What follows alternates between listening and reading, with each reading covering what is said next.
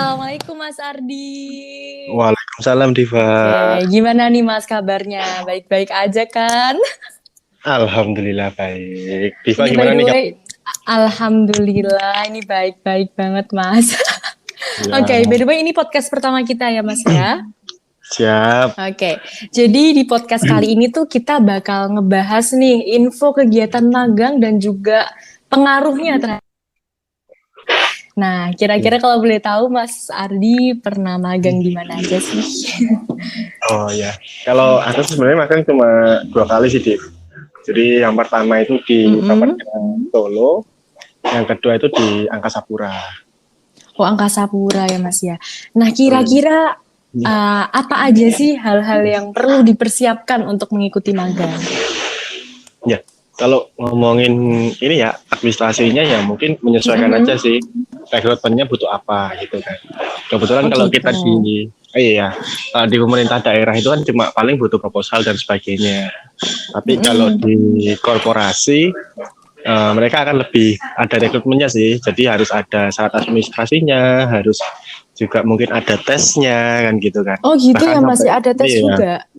iya kalau Ah, gitu. Terus kayaknya tuh sekarang itu perusahaan tuh pada ini ya Mas ya, harus melampirkan LinkedIn. Bener nggak sih Mas?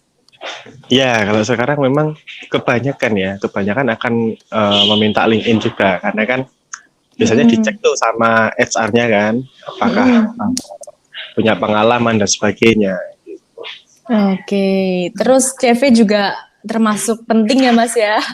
Ya, biasanya itu cukup pengaruh sih kalau sekarang. Oh, itu pengaruh ya. Kalau rate dari 1 sampai 10 kira-kira berapa tuh, Mas?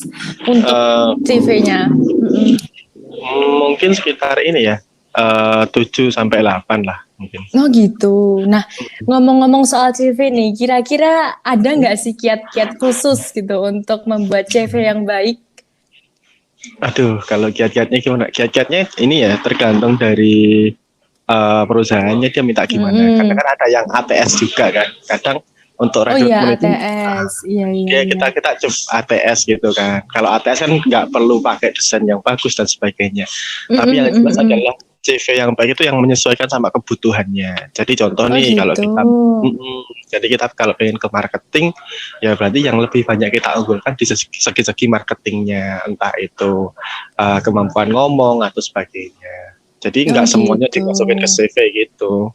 Oh gitu Mas. Jadi yang ini aja ya, yang dibutuhkan aja gitu ya Mas ya. Terus kayaknya tuh CV tuh ada banyak jenisnya ya Mas ya. Emang apa aja sih Mas jenis CV gitu? Kayak ada yang ATS, ada yang apa itu Mas? Bisa dijelaskan Mas? Waduh, kalau itu sebenarnya nggak hafal juga ya kalau aku ya. Kalau setahu gitu ya. Ada CV yang ATS itu kan untuk yang seleksi sebenarnya lebih banyak ke seleksi. Terus ada juga CV kreatif itu kan untuk yang biasanya yang ambil di desain grafis atau dan sebagainya. Oh gitu, jadi disesuaikan dengan posisi ya Mas ya? Iya, kecenderungan biasanya seperti itu. Jadi kalau CV Mas namanya ATS ya? CV ATS itu berarti yang nggak bergambar gitu? Iya, nggak bergambar gitu. Jadi nanti yang nyeleksi itu udah komputer ya, nggak langsung. Oh gitu. Oh alah, baru tahu sih Mas. Oh ya, kira-kira untuk magang sendiri itu perlu nggak sih transkrip nilai? Biasanya melampirkan juga ya. Jadi sekarang kan saat ini baru ini ya pemerintah Kemendikbud itu juga ada program tuh Kampus Merdeka gitu kan. Di mana magang, bahkan juga ada kampus pengajar gitu kan. Kalau dulu aku ikutnya ini BUMN, jadi programnya Kementerian BUMN, namanya Program Magang Mahasiswa Bersertifikasi. Itu juga sama. Jadi sekarang malah pemerintah banyak tuh mendorong mahasiswa untuk tidak sekedar kuliah aja tuh di kampus, tapi juga mulai nih kita belajar di dunia kerja gitu. Jadi kita compare tuh apa yang kita dapat di kampus sesuai nggak tuh sama yang di dunia kerja. Oh gitu, berarti diperlukan konsultasi dengan dosen PA juga ya Pak Mas ya untuk penyesuaian transkrip nilai? Kalau aku dulu enggak sih. Oh enggak. Enggak minta bantuan gitu Mas? Kalau dulu kebetulan karena aku batch pertama, kebetulan juga UMS juga baru kerja sama saat itu. Jadi udahlah nekat daftar gitu aja. Kerja sama dengan apa, Mas? Kementerian BUMN, kebetulan kan program Kementerian BUMN itu kan gitu. Kampus itu kan harus buat kerjasama dulu tuh. Awal-awalnya memang UMS belum. Saya tak follow up ke kementerian. Bisa nggak nih kampus yang belum kerjasama dengan kementerian itu ikut gitu kan? Oh ternyata nggak boleh. Ternyata ada tuh dari anak teknik kalau nggak salah itu yang mengajukan ke Pak Mawa, diurus lah itu dan akhirnya kita dari angkatan pertama ada kurang lebih 15 orang kalau nggak salah ya. 10 sampai 15 itu yang bisa berangkat gitu. Terus sekarang masih dibuka juga Mas? Maksudnya masih ada kerjasama antara BUMN dan juga UMS? Masih banyak tak rasa. Jadi sekarang kan UMS itu tak rasa masih beberapa korporasi ya. Kalau dulu diangkat itu mungkin hanya sekitar 5-10 korporasi aja. Kalau sekarang mungkin bisa Nah gitu, berarti kalau menjalin kerjasama tuh bisa lebih mudah ya Mas untuk mengurus berkas-berkas terkait gitu. Iya, dan itu lebih gampang tak rasa kalau untuk Kementerian BUMN ya. Jadi kita cuma cukup melampirkan CV, transkrip nilai, terus gitu. akta integritas, udah gitu. Oh, terus gimana sih Mas cara ngurus-ngurus surat untuk magang gitu? Apa aja sih surat-surat yang diperluin gitu Mas? Kan biasanya perlu melampirkan ini itu gitu. Yang Itu pasti gimana? sebenarnya tiap perusahaan itu berbeda-beda ya. Kalau kita ngomongin magang perusahaan, kalau magang perusahaan yang pasti kita biasanya diminta transkrip biasanya ya, CV juga. Terus biasanya juga ada yang minta motivation letter juga. Jadi menyesuaikan aja sih dari mereka mintanya apa. Oke. Terus kalau untuk magang sendiri itu kan ketika sudah diterima itu ya berkasnya, itu kan pasti akan interview ya Mas ya. Dan ini tuh juga salah satu yang menentukan ya Mas ya.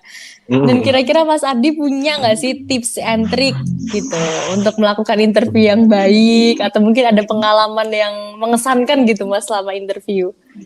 Ya, kalau interview magang kebetulan aku belum banyak ya. Tapi kalau interview kerja biasanya sih.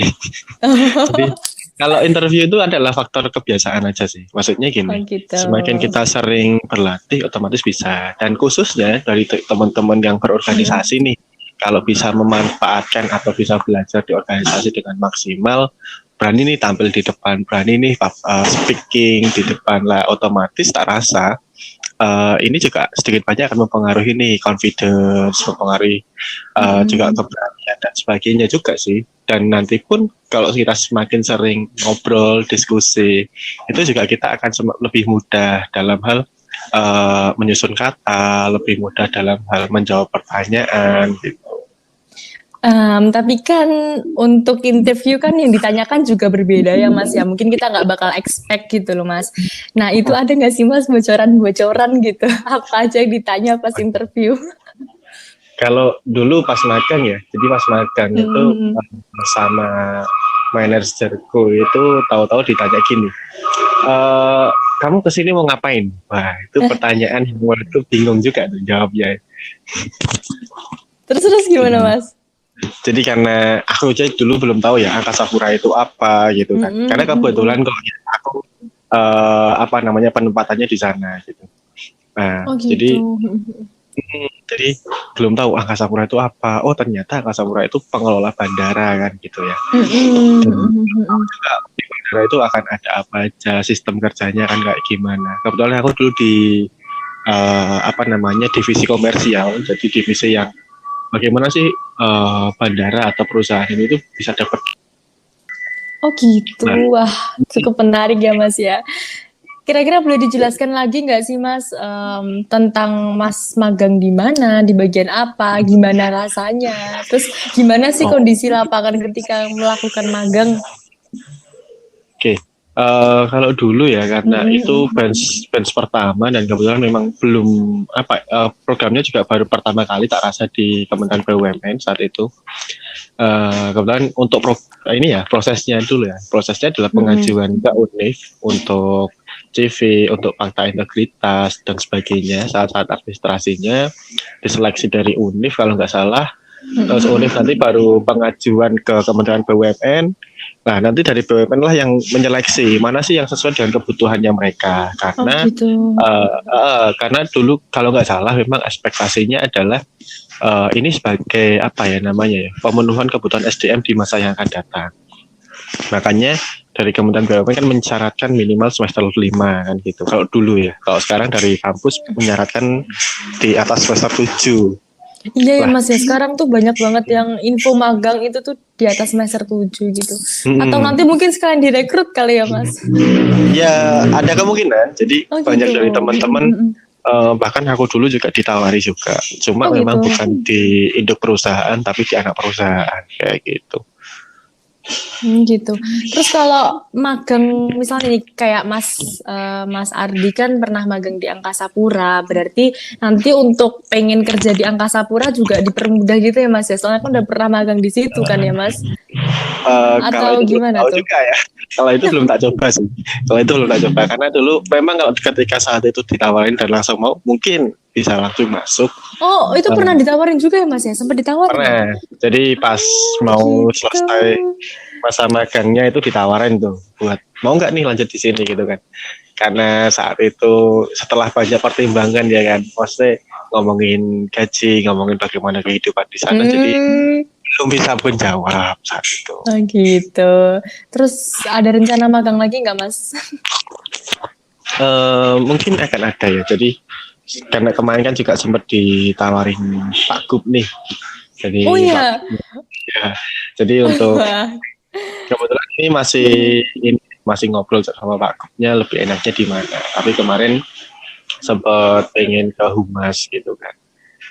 Wow, langsung ditawarin sama Pak Gub ya Mas ya? Ya mau gimana ya, biar inilah, biar dekat, biar bisa belajar langsung lebih tepatnya gitu. Oh, jadi ini masih intens ya sama Pak Gub Mas? Kemarin ya, cuma catatan aja sih. Cuma memang beliaunya tapi keren loh Mas. Karena beliaunya sibuk mungkin ini ya. Balesnya cuma ya slow rest pastilah ya. Yang kedua adalah nggak banyak jawabannya, nyirit ya. Singkat padat jelas ya Mas. Rasanya gimana Mas? Kalau rasanya gimana ya ini aja sih.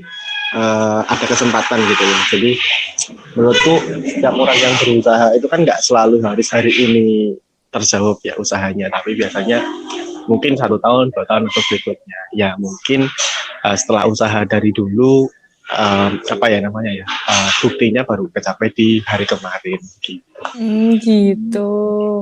Nah terus kalau misalnya nih kita sebagai mahasiswa itu belum punya kegiatan organisasi, ya ada lah tapi kan cuma kayak ngikut aja gitu, gimana sih Mas caranya biar keterima magang gitu Mas? Kan minim nih experience-nya. Ya kadang gini juga sih sebenarnya.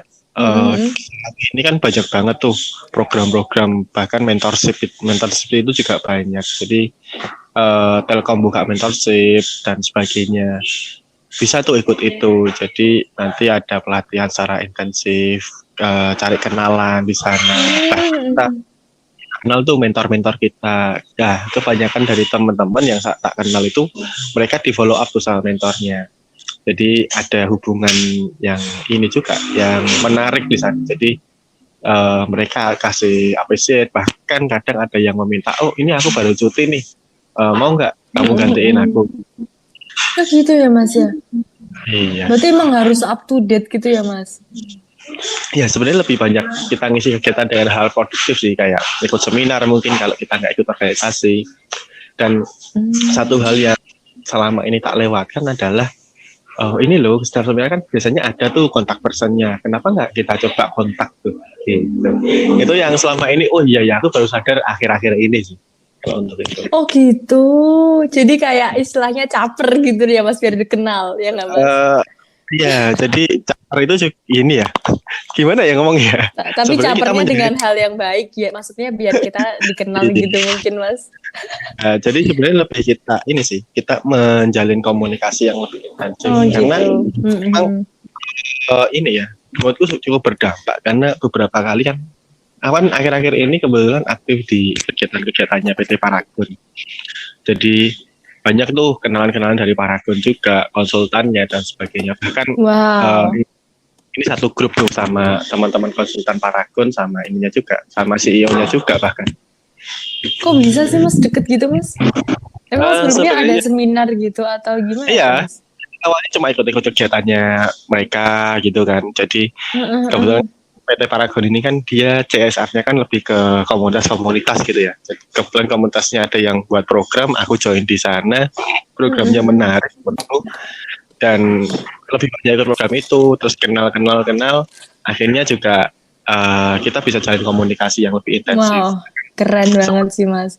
Terus kayak gitu tuh informasi dari mana sih Mas? Terus ada nggak sih tips gitu, cari informasi magang yang akurat dan worth itu di mana? Ya, kalau aku sebenarnya lebih banyaknya pakai IG aja sih ya, karena media sosial itu kan banyak banget, apalagi IG sih kalau untuk saat ini ya.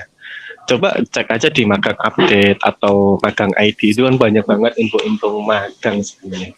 Atau sekarang Iya coba sih. kita buka di Kampus Merdeka, itu juga ada tuh program-program magang juga di Kampus Merdeka.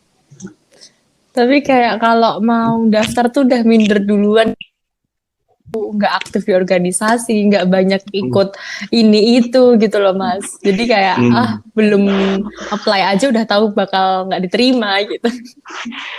Coba ini ikut program-program personal branding gitu ya. Jadi ikut program personal branding, nanti kita coba tuh mulai kayak ini ya, updatean di sosial media atau minimal di LinkedIn lah, kita coba perbaiki lagi.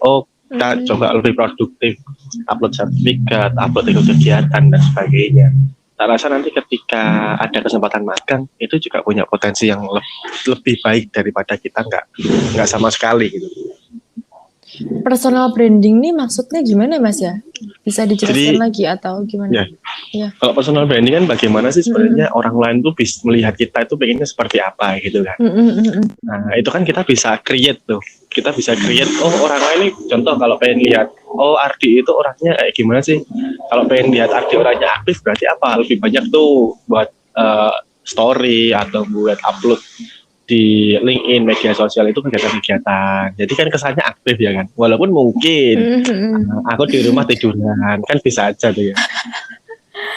Oh gitu ya Mas ya. Tapi gimana sih caranya kan kita masih memulai nih Mas. Gimana gitu loh untuk membangun personal branding yang kuat gitu kan baru awal-awal gitu kan Mas. Ya. Kayak mau ngisi LinkedIn pun tuh juga aduh mau diisi apa nih nggak pernah ikut ini itu gitu kan jadi minder duluan. Contoh nih kalau sempet kan aku juga lihat story-nya Diva atau update-nya Diva itu Diva sering jualan gitu kan. Nah, kelihatannya kalau Diva sering jualan, sering upload jualan berarti Diva ini adalah entrepreneur atau orang yang suka jualan gitu kan. Berarti kalau butuh beli apa nanti bisa ke Diva gitu kan. Nah itu contoh-contoh simple personal branding sebenarnya. Kalau kita uploadnya soal galau-galau, berarti orang akan melihat kita, ini orangnya galauan gitu kan. Gitu ya.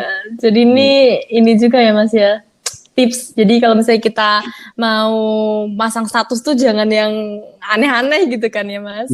Harus lebih ini lagi forsir lagi. Jadi mungkin kalau sekarang bisa dibedain tuh mana yang akun untuk personal branding, mana akun yang untuk pribadi bisa kalau mau dibagi kayak gitu. Iya sih Mas, betul.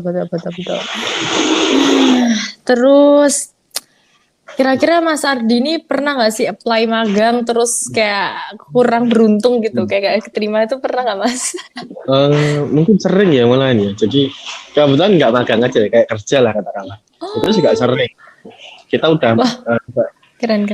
Sesuai ininya juga ya, sesuai dengan dia mintanya orangnya kayak gimana gitu kan, atau kita punya jam terbang yang panjang. Kebetulan kan ini ya, aku lebih banyaknya di survei lapangan gitu ya. Ketika orang butuh surveyor atau enumerator kan aku udah punya pengalaman dari 2016 kebetulan. Tapi nyatanya juga nggak lolos, sering juga ya. Gitu. Terus gimana sih Mas cara menghadapinya kalau misalnya kita dapat penolakan gitu kan? Kadang tuh ada orang yang kayak, ih kenapa sih kok aku nggak terima gitu? Emang aku kurangnya apa? Nah jadi kita ngedown lagi. Nah itu caranya menghadapi itu gimana biar gak terjadi seperti itu gitu Mas? Kalau aku sih biasanya gini sih, nggak terlalu berekspektasi di awal kalau kita jadi aku mikirnya adalah orang yang berharap atau orang yang berekspektasi kan adalah orang yang siap untuk terluka kan ya. Jadi Waduh, deep banget Mas. iya deep banget ya. Nah itu jangan terlalu berekspektasi dulu lah. Dua, satu kalau ada rekrutmennya bisa tuh dikontak lagi kalau punya kontaknya. Kalau boleh minta kontaknya lah. Gitu. Minta feedbacknya kayak gimana, punya feedbacknya buat saya apa nih, gitu kan? Atau bisa sambil memfollow up terus, gitu kan? Nah, jadi kan ada masa tunggu tuh biasanya. Coba sambil di follow up.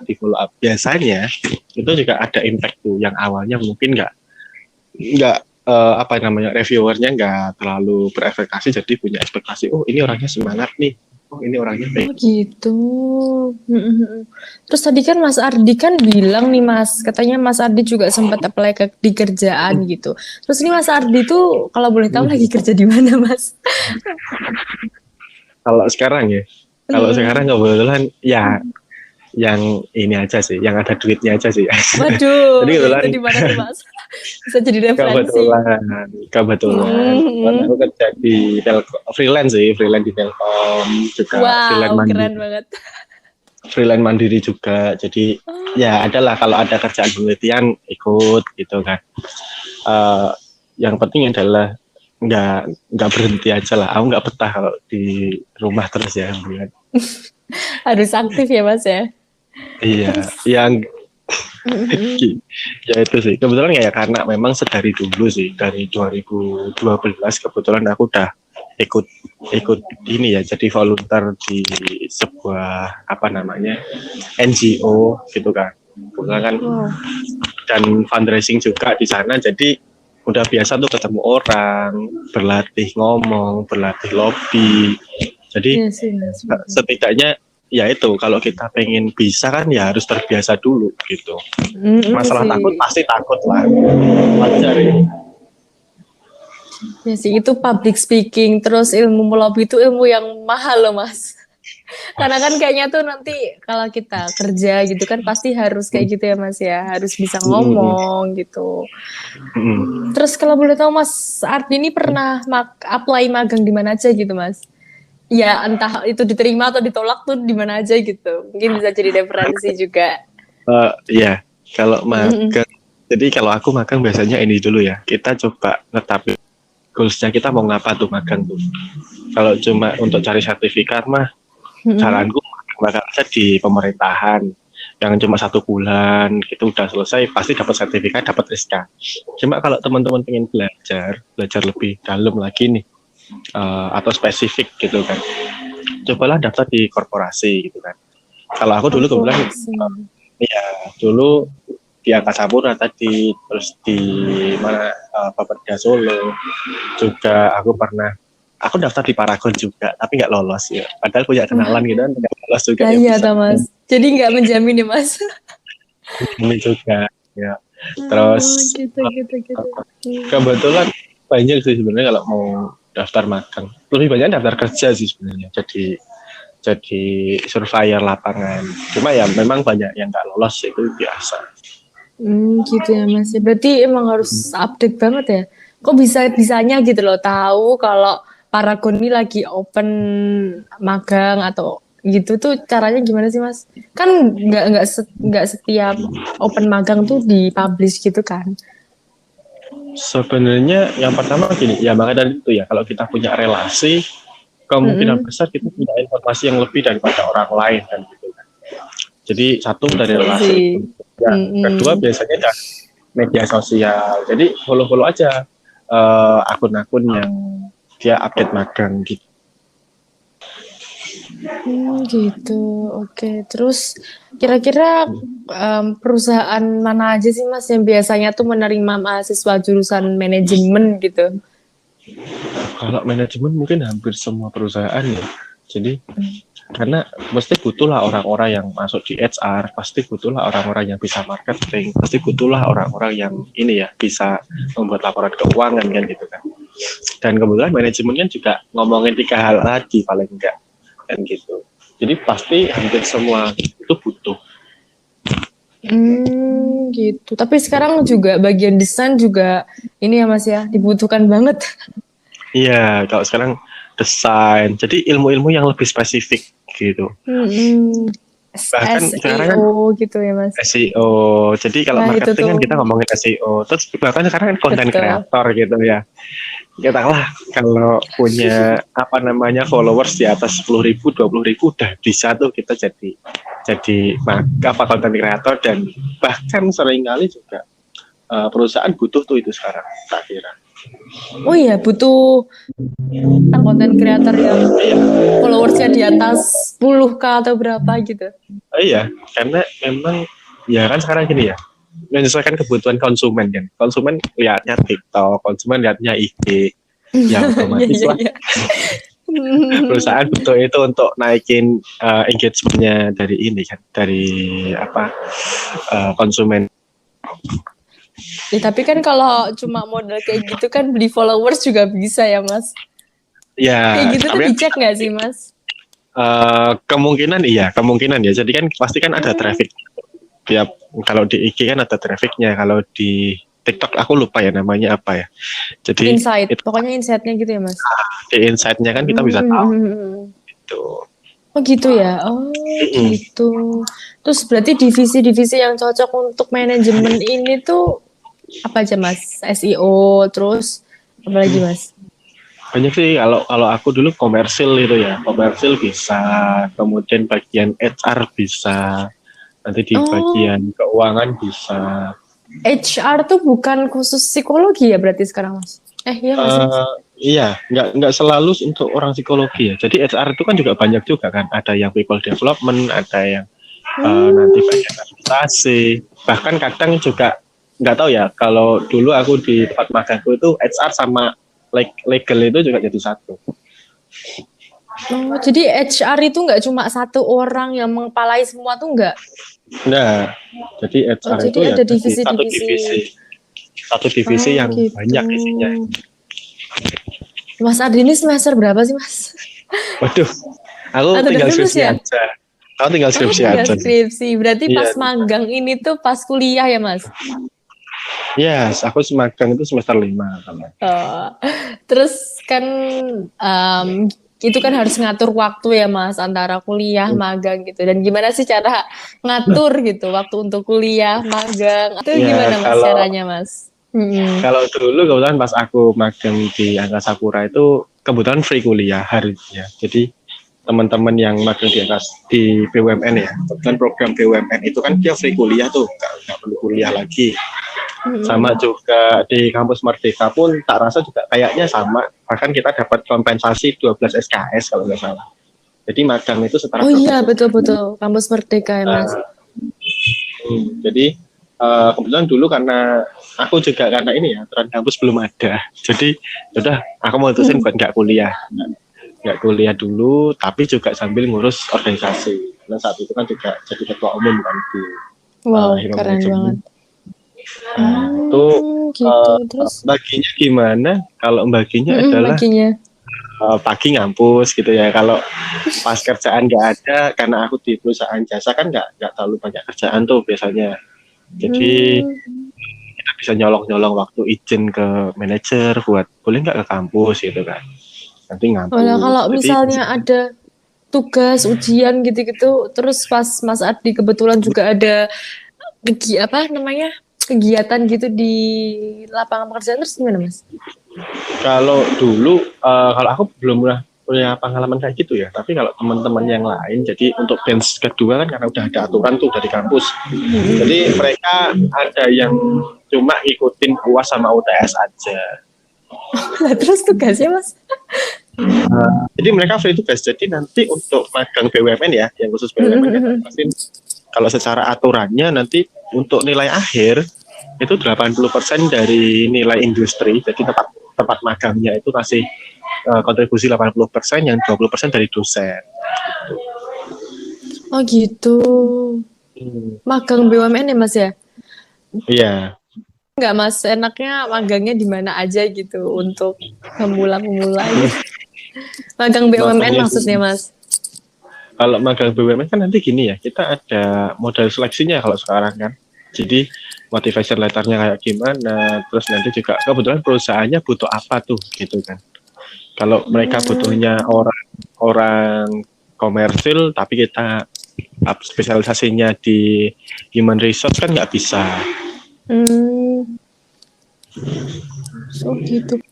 Mas, kalau misalnya kita mau apply nih, misalnya di human resource, terus kita adalah pas di organisasi itu nggak pernah nih jadi human resource, kayak malah di bagian lain, terus gimana Mas? Ada nggak sih persanan untuk masuk ke situ gitu? Kalau ini ya tips and triknya yang pernah tak ini juga bisa tuh kita masukin mata kuliah yang pernah kita ambil gitu ya, yang berhubungan dengan human resource. Itu juga bisa tuh dijadikan dimasukkan ke CV juga gitu kan. Tapi juga mungkin aku belum pernah aplikasi ini tuh ya di CV ku ya. Karena memang aku udah tak planning. Oh aku spesifikasinya di marketing nih gitu kan. Jadi apapun hal itu, contoh kebetulan kalau ini kan aku pengen sedikit belajar di politik ya. Jadi skripsiku ambilnya di political marketing gitu. Wow, political marketing. Jadi kayak relevansi antara politik sama marketing gitu ya Mas? Iya, jadi kan Gimana tuh semua Mas? hal Boleh kan dijelasin nggak? gimana tuh. Kalau awan kebetulan kemarin karena pilkada kan banyak tuh kasus-kasus politik dinasti gitu kan. Ya oke lah. Karena bingung juga ambil judul apa, mau ambil judul korporasi kan nggak punya kenalan sampai di level manager ke atas. Akhirnya ambil aja yang simple gitu kan. Apa ya tadi kita ambil politik marketing, ngomongin politik dinasti dalam perspektif pemilih generation. Jadi Wow. orang-orang yang lahir 97 ke atas, 97 sampai 2005 kebetulan.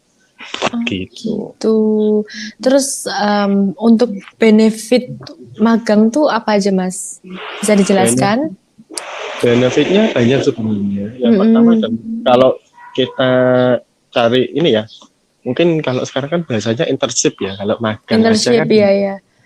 kalau magang aja kan kayaknya nggak menarik gitu kan. Tapi kalau internship itu biasanya kita punya dapat ini ya, dapat bukan fee sih, uang saku biasanya satu. Kedua sertifikat pasti ya. Yang ketiga sebenarnya kalau kita mau belajar lebih dalam, di sana kita bisa nih dapat informasi bagaimana sih mengelola bisnis itu sendiri. Tapi dalam sekup keahliannya kita. Contoh, kalau di komersil itu ngelola komersil gimana sih? Atau minimal kita tahu tuh cash flow-nya komersil itu dapatnya dari mana, terus bagaimana ngelolanya, terus optimalisasinya gimana. Karena dulu ketika magang, aku juga ini ditantang ya, karena di awal tadi kamu kesini mau ngapain tuh, gitu kan? Awan ya bingung. Jadi diminta aja buat penelitian. Oke, nah aku buat penelitian terkait dengan karena bandara itu kayak mall kan sebenarnya kan bandara. Iya betul. Banyak tenan gitu kan. Aku ambilnya di situ.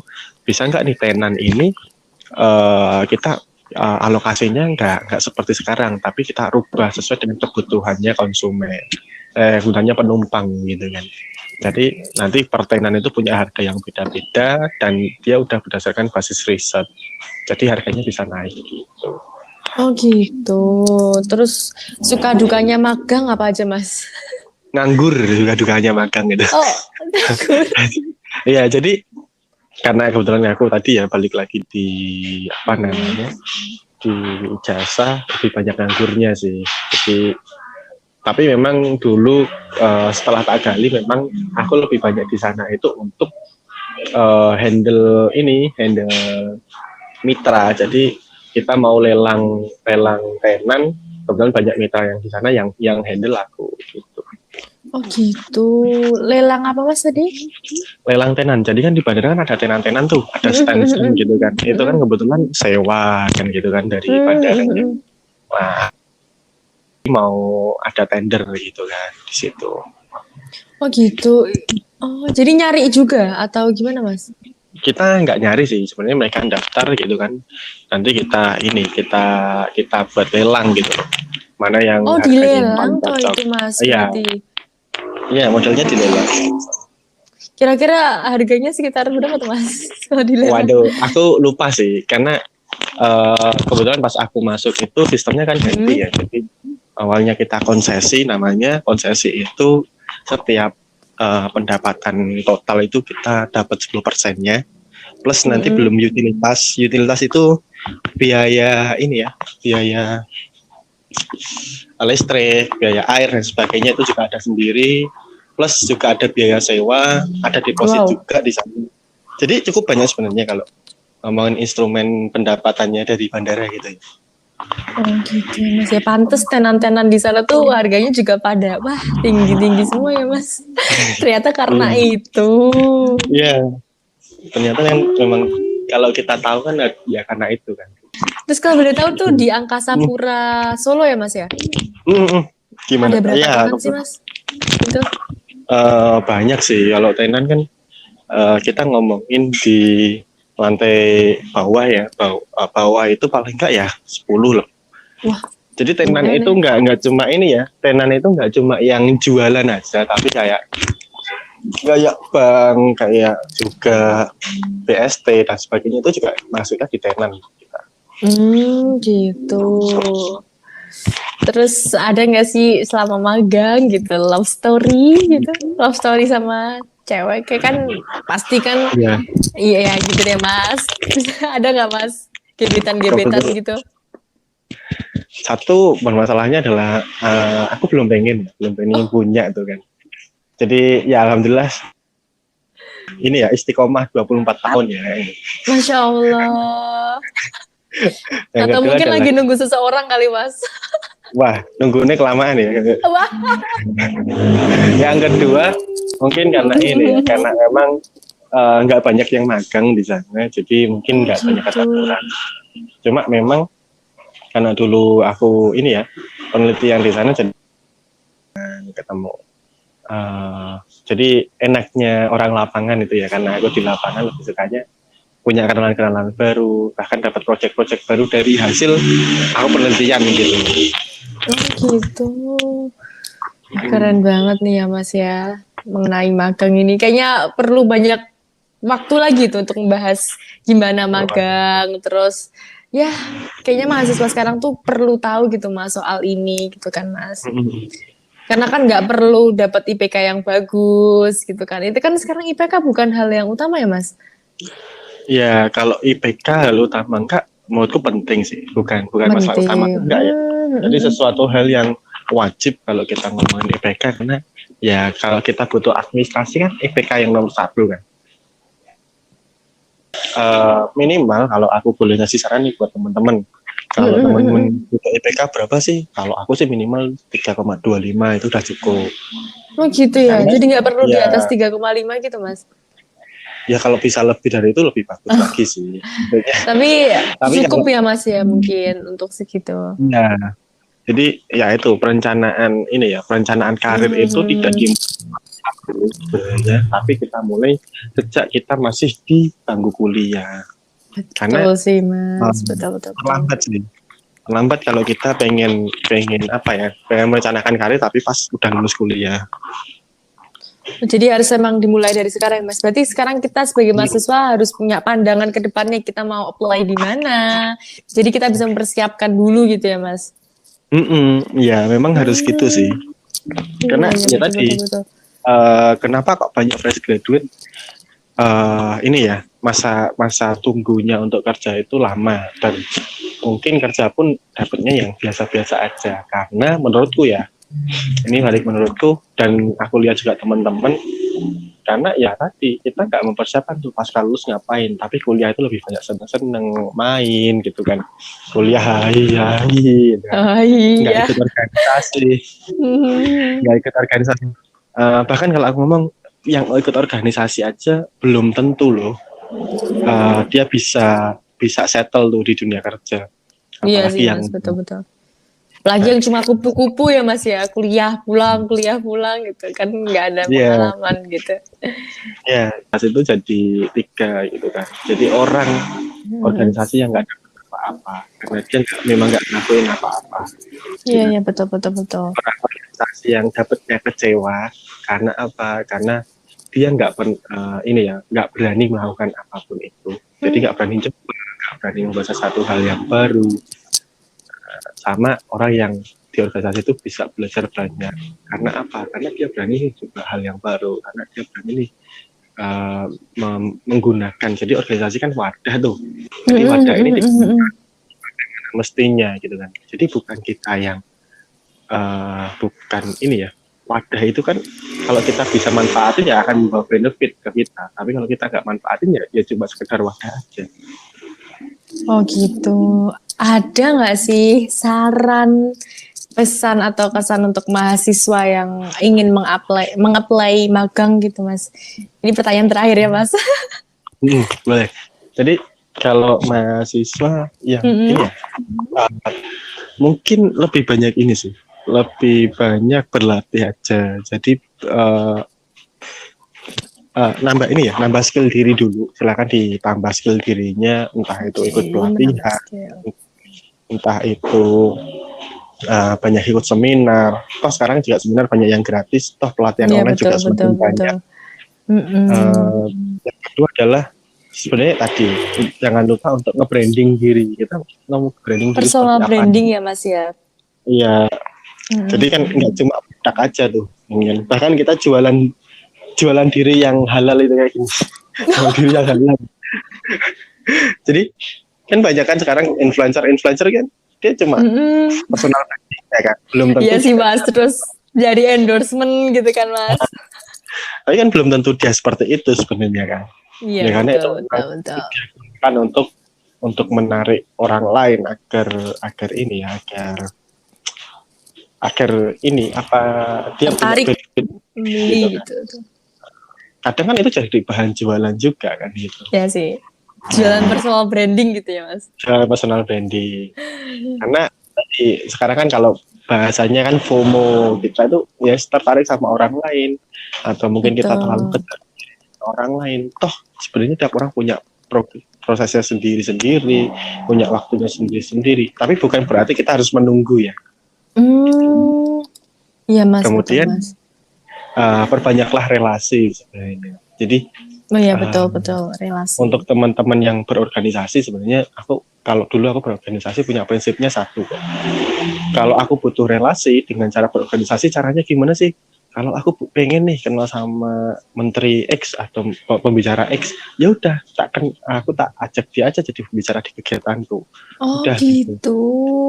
Jadi kan nanti, otomatis kenal ya Mas ya. Otomatis kenal dong. Apalagi yang ngadain kan Mas. Nanti di LO-nya siapa? LO-nya aku sendirilah. Jadi gitu. Atau mungkin pengen nih punya kenalan perusahaan gitu kan, karena kalau buat event nggak cukup gitu kan. Oke, aku jadi divisi sponsor aja lah. Nanti aku nembusin tuh ke perusahaan X, minimal punya kenalan di perusahaan X kan gitu. Jadi kadang mahasiswa itu terlalu takut tuh untuk mencoba, terlalu takut gitu. tuh untuk belajar. Betul Mas, betul. Jadi pesannya jangan takut untuk mencoba sesuatu hal yang baru gitu ya Mas. Yups. Oke. Ini terima kasih banget ya Mas ya untuk bahasan podcast kali ini. Kayaknya cukup sampai di sini. Mungkin kita perlu podcast lain deh Mas untuk membahas lebih lanjut gitu kan. Karena banyak banget hal yang memang harus dipersiapkan mahasiswa gitu ya Mas. Boleh. Nanti kita sharing aja yang gitu kan. Sharing aja. Mungkin Diva juga punya perspektif yang lain. Boleh tuh kita tukar pikiran barangkali kok. Oke Mas. Terima kasih banyak untuk waktunya ya Mas Ardi. Semoga bermanfaat dan Diva doain semoga kedepannya Mas Ardi bisa jadi orang yang sukses, dipermudah segala urusannya.